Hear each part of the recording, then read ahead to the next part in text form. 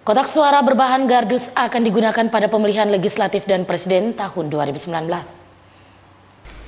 Hal tersebut disampaikan Ketua KPU Provinsi Papua Tedurus Kosai belum lama ini di kantor KPU Kota Jayapura, di mana menurut Ketua KPU Provinsi Papua, kotak suara berbahan kardus lebih efisien dan hemat biaya. Selain itu, kualitasnya juga bagus dan kedap air.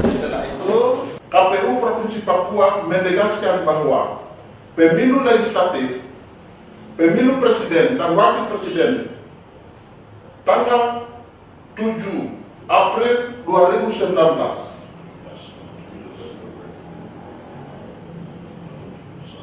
tanggal 17 April tahun 2019 tetap menggunakan kotak suara berbahan kardus.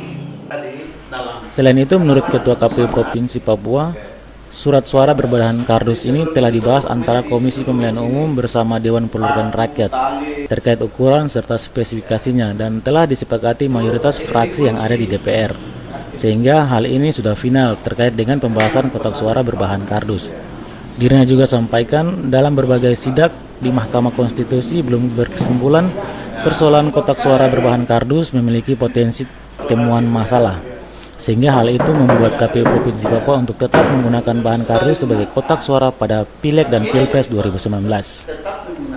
Freddy Moba, Ainis Jayapura memberitakan.